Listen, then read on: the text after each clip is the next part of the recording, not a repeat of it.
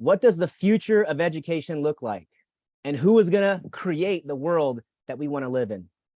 Hey everyone, welcome to Education Options TV. I'm your host, David James Rodriguez, and we are exploring respectful models of schooling that empower students and parents. And I'm very excited today because we have an amazing guest, someone who has taken action and a success in her own right. So I want to introduce her to you. She started her own school in a small town, and I think some of you out there who see there's problems in the school system might want to learn, take some notes here, because this is where it's going. Through the education options is that you don't change reality by fighting against something. You create a new model that makes the old model obsolete. And we're seeing this across the board: hospitals, grocery stores, and schools. Most importantly, the children. So we're going to talk about a school called Seeds of Life. The founder here is Aurea Wolf. And before we learn about her school, I would like to introduce you, Aurea. So if you want to say hello and maybe just introduce yourself briefly, and then we can talk about your school. And it's great to have you on. Great. Thank you so much, David. It's great to be here.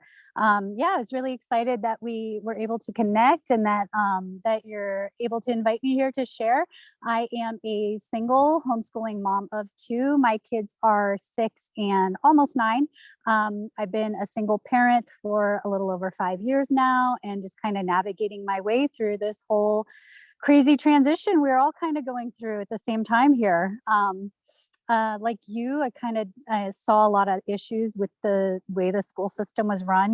I grew up and went to public schools, but, even though I grew up in what was so-called some of the best public school systems in the country. And then when I hear that and I look back, I'm like, man, honestly, I wasn't really that impressed. That's right. And then, I think as a lot of us realize, when you become a parent, that especially kind of gives you a new lens to look at the world. It kind of opens your eyes and makes you a little more curious about the inner workings and why. And I think at least, some of us maybe dig a little more and want to kind of think about why we're choosing things instead of just blindly going through the motions and just kind of doing what everybody's always done.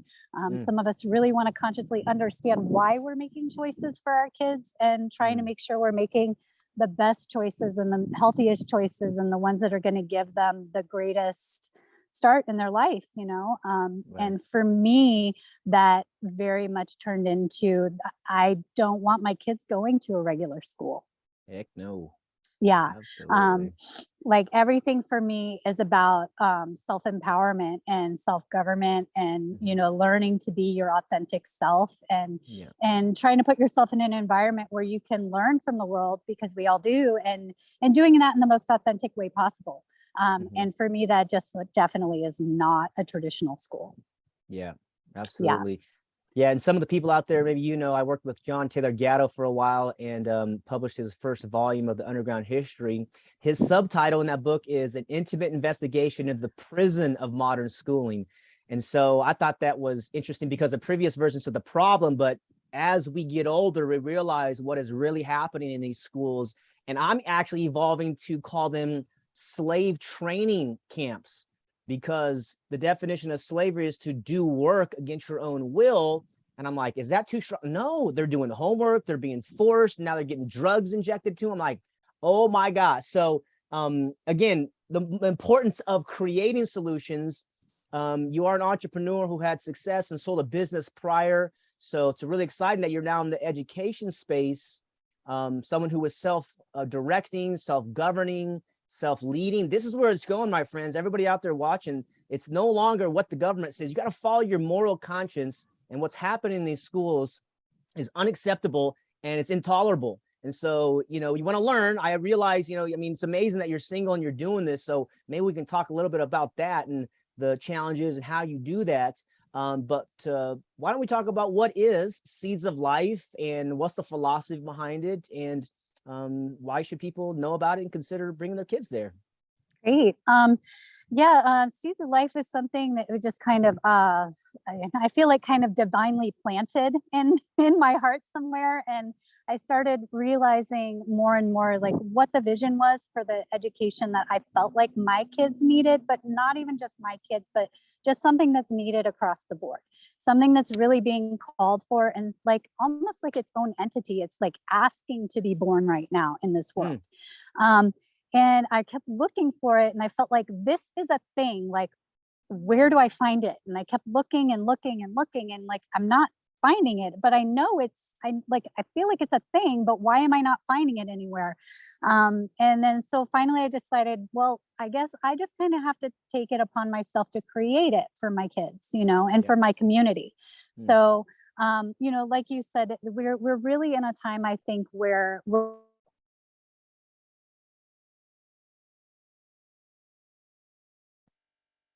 and I think underlying that we're all similar ideas at the same time for a reason. I think this is the shift that we're going through globally. We're just in kind of this chaotic period right now where the old system is not wanting to let go, but its time is coming to an end. So it's really kind of inevitable. I think it's just the next evolutionary step for us as a Yes. species, and it's Yep. happening. And there's some of us that just kind of taken the lead to go ahead and start creating it. Because like you said, I mean, I've gone to rallies. I rallied in 3 states with my kids for medical freedom. And Hmm. and I think like a lot of us were realizing like, what are we doing? Like we're going to all these rallies and we're going and we're basically like begging and pleading with our legislators who are supposed to be elected to represent us, and Yeah. and they're not representing us. Like No there's way. something much bigger at play that they are Mm. representing, and it's not the people. Yeah. So you can only kind of go and fight against this system for so long before you realize it's just draining your energy, Mm. like, and it's not creating the change that everyone is looking for. So there comes a time I think where we need to just kind of set that down and step away and redirect our energy into something positive and something creative. Mm. And that's what I'm doing here. So the vision is not yet fully realized. This is going to be a evolutionary process as we go, but we've made first steps and we do have a few key initial pieces in place, and we're building from here. So the long-term vision is to create an education experience for our children that's honoring who they are as authentic people, who's letting them be self-directed learners because that's who they are born already to be. That's right. Like we all come in, we all learn throughout life, and that's a constantly evolving process. It's not just something that happens when you're in a specific building between certain hours of the day with specific people. Hmm. Yeah. We are, when they're born, as the parents, you are their first teachers. You're good enough to teach them how to talk. You're good enough to teach them how to walk. You're good enough to teach them like the fundamentals of emotional regulation and general morals and how we go about life. Like, why are we not good enough to do any of the other educating or to help guide them to the people who are the best people to teach them about the things they're passionate about? That's you right. know so just really wanting to create an environment that nurtures that and fosters that. The greater vision is to eventually have our own property where we can kind of have like a permaculture farm where the kids can get their hands Mm. dirty and learn about the life cycles of the plants. If they're into like learning about the food and where our food comes from and how to harvest it and the things that you can make out of the food, whether it's actual food or if it's making medicine out of herbs Mm. and different things. There's so many educational experiences that can come out of that process, giving them freedom to be outside as much as they want or need to be. Getting out there and being active, or some of the kids, my son, he's almost 9, he's really into building things, so giving him free reign to like learn about engineering and learn about physics and all the things that naturally come about just from, he wants to build a crane out of cardboard boxes. um, and then he learns through the process that this tube, like the arm that he built out of cardboard tubes, isn't strong enough. It bends and it breaks when he lifts heavy stuff. So he replaced it with PVC pipes. And then you realize, okay, now that's heavier and stronger, but like now it lifts heavier weight, now it tips over. So then he naturally learns that he needs to build like counterweights and put that on the backside. Like it's just the fun that can come spontaneously out of these projects that they're just naturally driven to do on their own, instead of being forced to follow a set curriculum, or all have the same reading list of books they have to read. And just the whole awkwardness and unnaturalness of the public school system, or the more traditional school system. Right, right. And we were talking about earlier how Gatto calls it a prison or forced school, but nowhere in life will everybody be the same age in the same room. And it's like you go through this hierarchy in school. I went to public school too, in a small town, in a good school. But then I came out hating reading.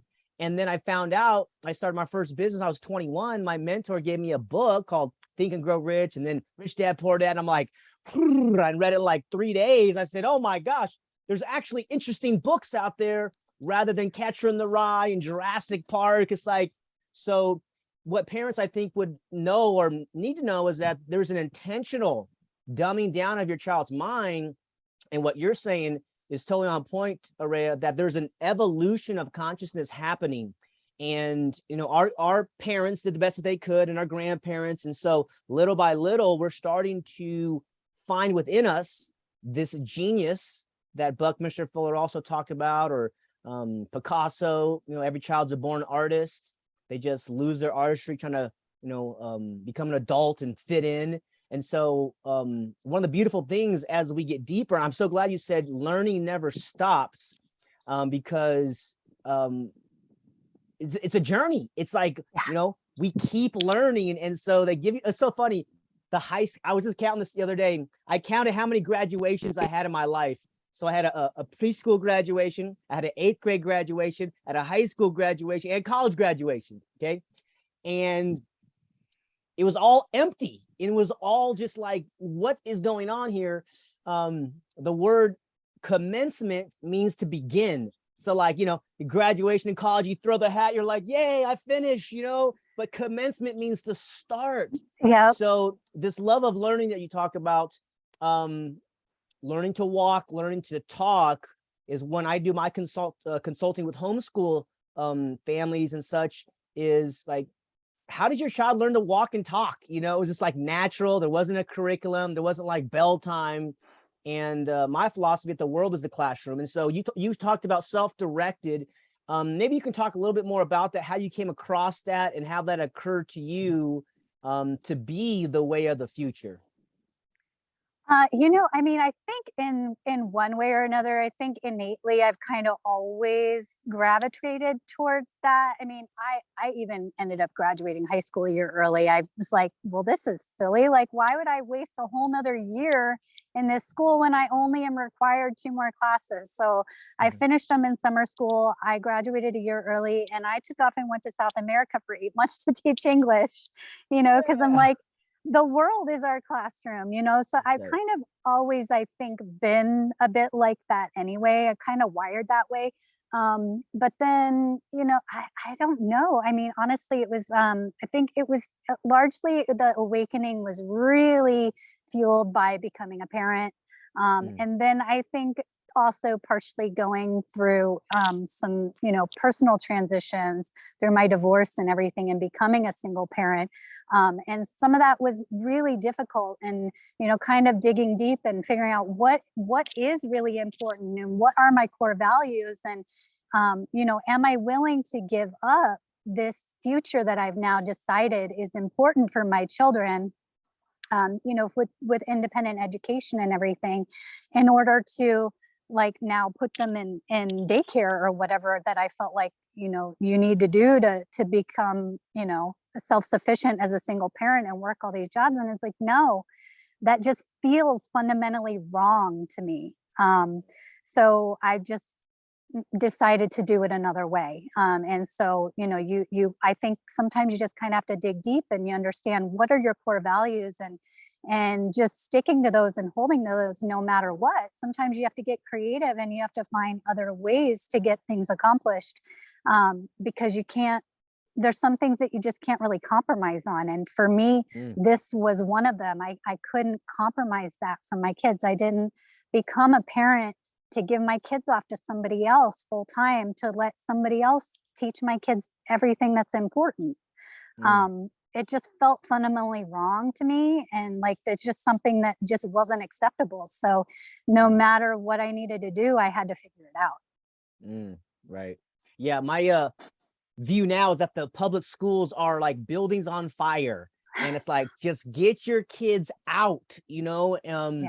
We're gonna, we're talking with people who are running for school board. I appreciate people taking action, but like you said, some of the people in California know about SB 277, which is, I think, 6 or 7 years ago, the forced jab for kindergartners and seventh graders. And that Yeah. was my blaring, like, hello. So that's when I started the Education Options Expo and started exploring respectful models of learning, because they're going full steam ahead for absolute totalitarianism, in my opinion.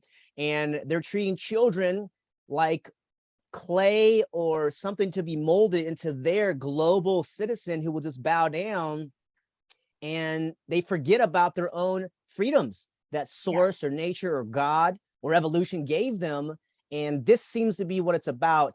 um, to be free is to explore all things, to question all things, and as long as you don't initiate harm against somebody or their property, that's totally cool. And by the way, Aurea is there. She's at the park, I think, with her kids. So talk about this. Yeah. It's really Can So you, I'm so sorry. Just, go ahead, go ahead, go ahead. what, baby? What? Yeah. We don't have to shoot the staple gun. Okay. Tell him no. Okay. Thank you. I Okay. Tell him to come here. Okay. Thank you. Oh, gosh. So Single what you're, mom. yeah, right. You're juggling. You're juggling. Right, So I want to ask right. you that question, because I think a lot of mothers, primarily, sometimes fathers, are single. They have all custody. How did you start Seeds of Life in your beginning? Because I think the launch is the hardest part. You did say the goal is to have your own property. I believe you will. I believe there's going to be a lot of people interested and excited about what you're doing, because it's the most logical, respectful, inspiring, and beautiful way to learn, which is natural, which is how we learned everything. So I believe you're going to win greatly. And now you're renting a location. So how did you start it? And like, just like maybe some nuggets of, like you mentioned before, it's your core values. That's huge for people out there. If you wonder why you never heard about core values, because that's your powerhouse, that's your priorities. What matters to you in this life? This life is not going to be here forever. So while Right. you're here, go for it. So how did you start Seeds of Life being a single mother of two? I'm so curious about this one. It's definitely not been an easy process. There's been a lot of ups and downs, that's for sure. And there's definitely been some days where I was like, I don't know if I can keep doing this. But ultimately, it started by me just connecting with other parents, especially locally in the community, people who were also, for various reasons, maybe not interested in sending their kids to a traditional school, people looking for other options. And the more conversations I had, I just connecting and saying, would you be interested in, and maybe an alternative option? Maybe we just do our own thing. And a few of them kind of perked up and they said, you know what? Yeah, we're into that. And we really feel like you have a strong vision, and we really believe in what you're saying. And we believe that this is what we want to do, and we want to do it with you. So just pooling our resources is how we started it. Just, everyone kind of pulling together what we could do.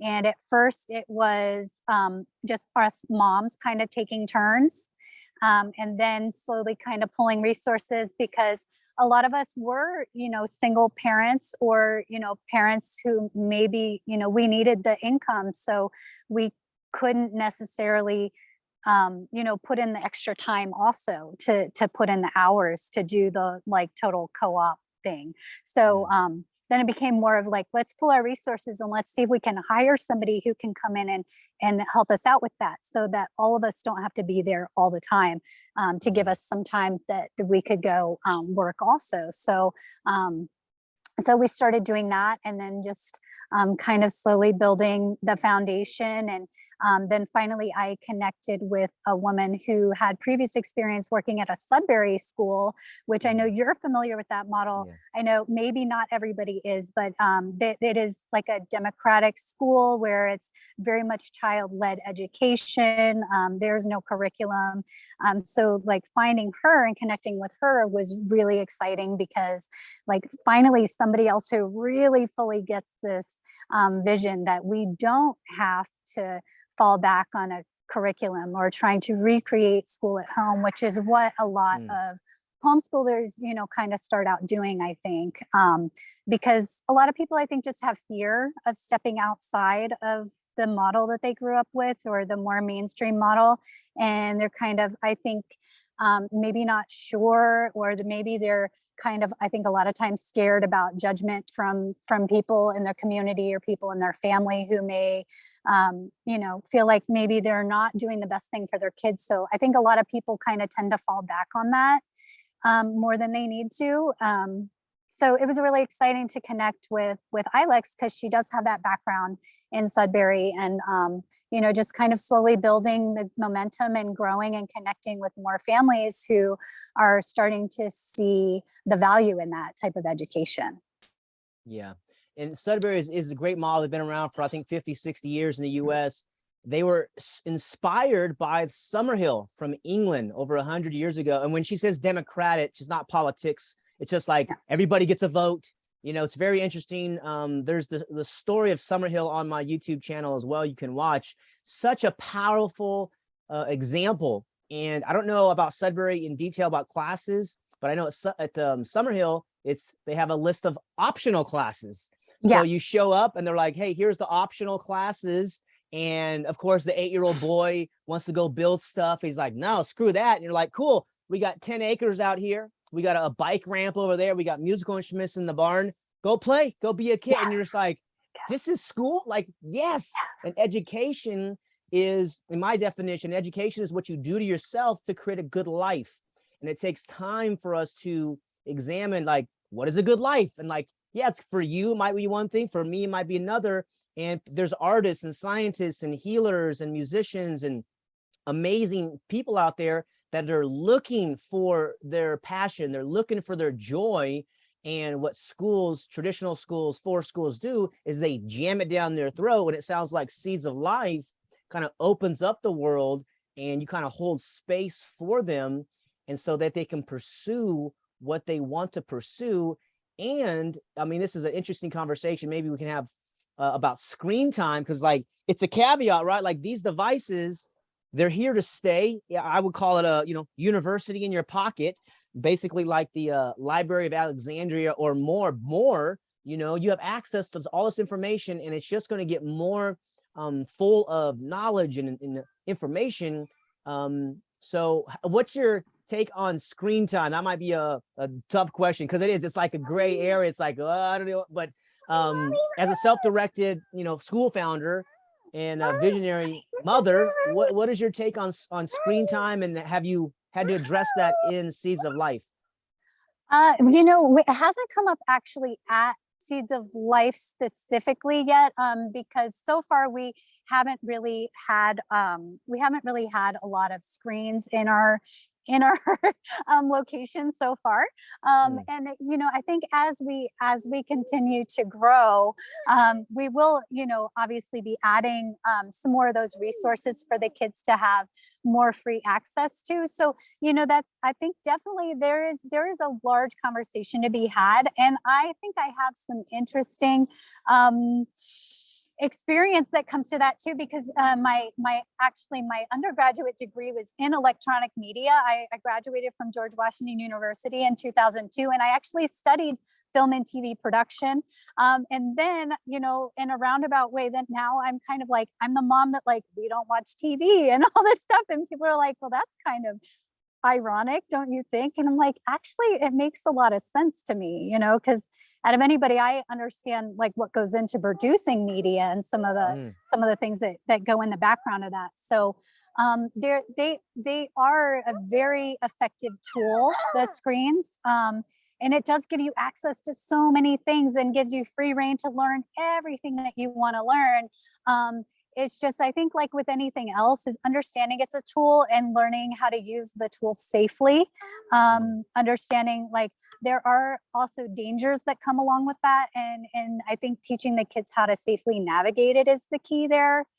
You know, to recognize and use critical thinking about the information they're coming across, understand who's producing the content that they're watching and like what they're actually getting, the value they're getting out of it, choosing wisely what they're using, and honey, can you hang on? And No, then, I cannot. If she wants to talk, she can talk if she wants. If she what do you need, honey? Carter won't listen to me, so he's trying to shoot it anyway. Okay, thank you. I will talk to him in a few minutes, okay?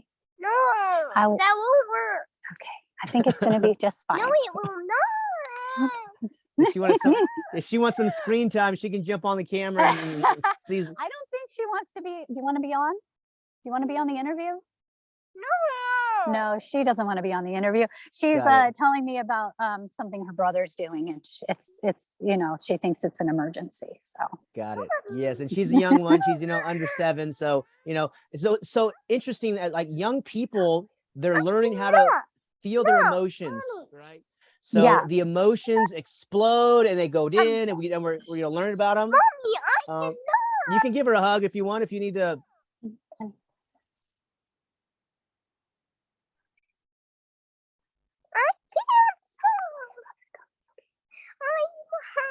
I did. He said, okay.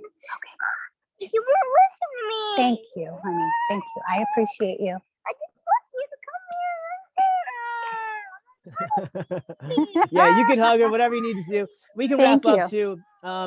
So I guess my last question would be, what would be your advice for other mothers or fathers out there who are thinking about starting a school and maybe they don't have the courage, or some type of advice or counsel you can give them if they want to start their own school, but they might not know where to begin? I think it's key always is like tapping into what are your core values, what's most important to you. And really you got to kind of dig down deep and really rely on that, because there's going to be challenges, and just kind of finding your faith and your own inner guidance system, and knowing that that's there for a reason. And just keep moving forward. You want to connect with the people who share your values and who believe in the vision with you. And it's important to kind of tap into those resources too, because they're the ones that are going to also kind of help keep you motivated and keep you going when the challenges pop up, because the challenges are going to come up. It's going to happen. That's right. So no one said changing the world was going to be an easy thing, did they? That's right.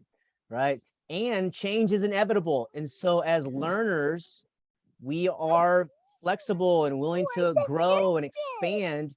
And so thank you for that. I see you have, you're juggling and you're doing the things with your daughter there and your children, but thank you for being a visionary mother, educator, entrepreneur on the earth, so that other people can learn from you. And, you can see sometimes things come up and there's a mess. And so, yeah, there will be conflict, there will be challenges. But what I heard you say is that you want to surround yourself with a few like-minded people that will be able to provide some support. You pool your resources, you get together, and this is how it starts. You look around, you say, hey, let's do something. You guys want to do something? Okay, you have a meeting, you put it together, you have a vision, you have a goal, you have a dream, and then you start putting into action, and then learn, adjust, and these types of things. So Aurea,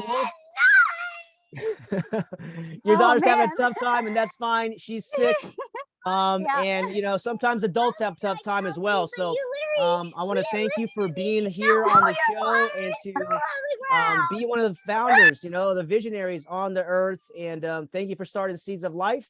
We'll see you next time. And ladies and gentlemen, thanks for joining us on Education Options TV. We're exploring respectful models of learning that empower students and parents. We'll see you next time. Thank you so much, everybody. Thank you.